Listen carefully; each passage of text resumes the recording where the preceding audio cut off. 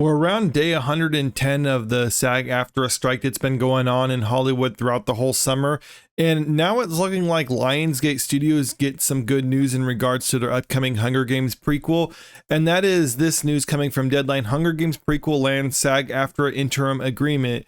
Lionsgate, a non-AMPTP company, has secured a SAG-AFTRA interim agreement for the upcoming tentpole The Hunger Games: The Ballad of Songbirds and Snakes. Deadline has confirmed. This will allow the Pix cast to promote the movie if they want to. That is, if the strike is still going on. The Pick opens November 17th and expected to hit $50 million in the first 3 days.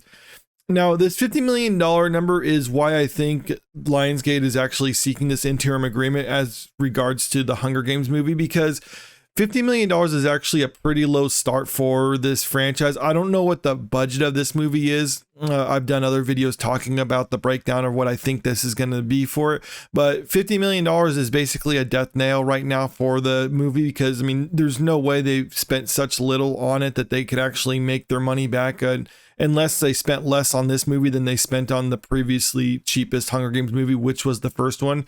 The $50 million figure that it says it's going to open at is actually less than half of the worst performing Hunger Games movie, which is Mockingjay Part 2 that came out in 2015. So things are looking bad for this. And a lot of this, I think the studio might be looking at these numbers and saying like, okay, well, we can't have the actors promote this movie or do a lot of other stuff like that. So maybe if we get this interim agreement and have them actually promote the movie before it comes out, then that can maybe drum up some publicity for it in a positive way.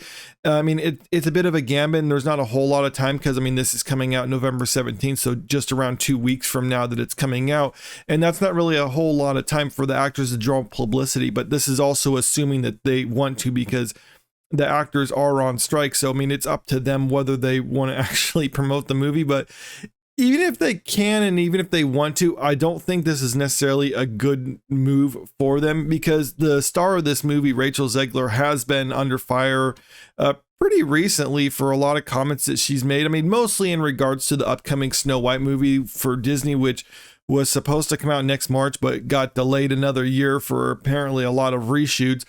But she's just become almost like a toxic figure when it comes to Hollywood, and kind of exemplifying a lot of things wrong within the industry. So, I mean, I'm not sure they want to put her front and center to try to promote their movie. I mean, I think it might be best for them to try to keep her in the background, kind of like what The Flash did with Ezra Miller. I mean, I think they just had him show up at the red carpet for the premiere of that, and then they just kind of pushed him back into the closet because they didn't want him around, because everything he said was kind of off-putting. I mean, maybe they're hoping that Rachel Zegler can kind of salvage her image, because, to be fair to her, a lot of the comments that she made were stuff in the past.